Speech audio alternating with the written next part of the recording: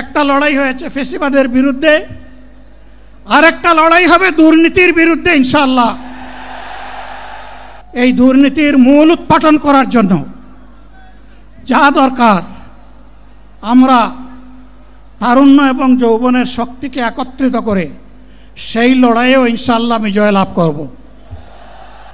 আলহামদুলিল্লাহ রাব্বিল আলামিন ওয়াসসালাতু ওয়াসসালামু আলা রাসূলিহিল কারীম ওয়া আলা আলিহি ওয়া সাহবিহি ওয়া আহলি বাইতি আজমাইন। বাংলাদেশ জামাত ইসলামী কর্তৃক আয়োজিত আজকের এই জাতীয় সমাবেশে উপস্থিত সম্মানিত জাতীয় নেতৃবৃন্দ, বন্ধু সংগঠনের নেতৃবৃন্দ, শহীদ পরিবারের গর্বিত সদস্যবৃন্দ, 24 জুলাই যোদ্ধাবৃন্দ, আপামর দেশবাসী এবং আমার সাংবাদিক বন্ধুগণ, আমি সর্বপ্রথম মহান রবের দরবারে শুকরিয়া আদায় করছি।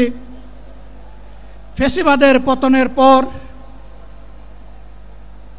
অত্যন্ত অনুকূল পরিবেশে আল্লাহ রাব্বুল আলামিন আজকের এই সমাবেশটি করার আমাদেরকে তৌফিক এনায়েত করেছেন, আলহামদুলিল্লাহ। 2 দিন আগে ঝড় দ্বারায় বৃষ্টি ঝরেছে। অনেকে আশঙ্কা করেছিলেন কি হবে, মানুষগুলা সেদিন কি শান্তিতে বসে 2টি কথা শোনার সুযোগ পাবে। আল্লাহ রাব্বুল আলামিন আজকের দিনটা অনেকটা এয়ার কন্ডিশন করে দিয়েছেন, আলহামদুলিল্লাহ। বৃষ্টি নেই, তীব্র রোদও নেই। আল্লাহ তাআলার পক্ষ থেকে তার গোলামদের প্রতি এই যে মেহেরবানি, এর জন্য নত শিরে আরেকবার আমি শুকরিয়া আদায় করছি, আলহামদুলিল্লাহ। যাদের ত্যাগ এবং কুরবানির বিনিময়ে 15.5 বছরের কঠিন অন্ধকার যুগের যাতাতলে পিষ্ট হয়ে যারা তিলে তিলে দুনিয়া থেকে নির্যাতিত হয়ে বিদায় নিয়েছেন,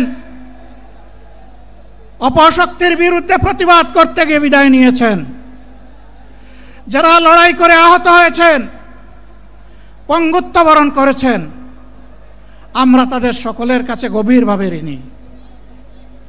মহান আল্লাহর দরবারে তৌফিক চাই, বাংলাদেশ জামাতে ইসলামীর অস্তিত্ব যতদিন থাকবে আল্লাহ যেন তাদের ঋণ পরিশোধ করার শক্তিটাও ততদিন আমাদেরকে দান করেন। আমি গভীর পরিতাপের সাথে আপনাদেরকে জানাচ্ছি, আজকের এই বিশাল সমাবেশ আয়োজন করতে গিয়ে আমাদের 3 জন ভাই ইতিমধ্যেই দুনিয়া থেকে বিদায় গ্রহণ করেছেন।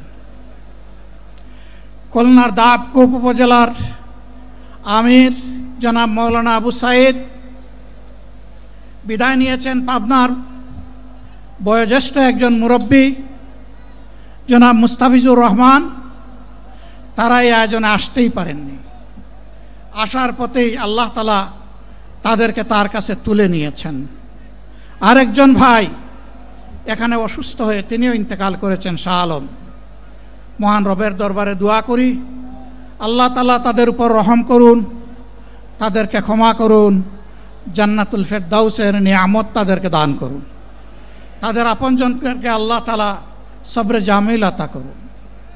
সম্মানিত ভাইয়েরা, আবু সাইদরা যদি বুক পেতে না দাঁড়াতো, এই জাতির মুক্তির জন্য যদি বুকে গুলি লুফে না নিত, হয়তোবা আজকের এই বাংলাদেশটা আমরা দেখতাম না।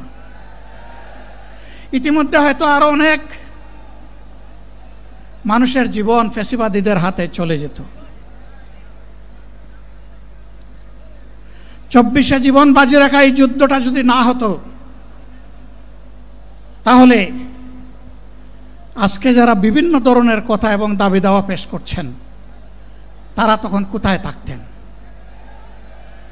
অতএব আসুন, যাদের ত্যাগের বিনিময়ে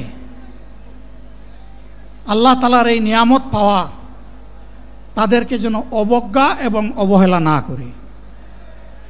শিশু বলে তাদেরকে যেন তুচ্ছ তাচ্ছিল্য না করি। অহংকার বলে অন্য দলকে যেন তুচ্ছ তাচ্ছিল্য না করি। অরাজনৈতিক ভাষায় আমরা যেন কথা না বলি।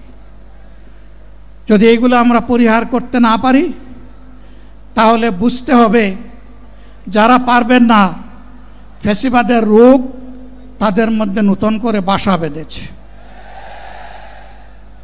আমরা আশা করব আমরা এগুলা করব না, কেউ এগুলা করবে না, বরঞ্চ রাজনৈতিক শিষ্টাচার রক্ষা করে জাতীয় ঐক্যের বীজতলাটা আমরা সবাই মিলে একসাথে তৈরি করব ইনশাআল্লাহ।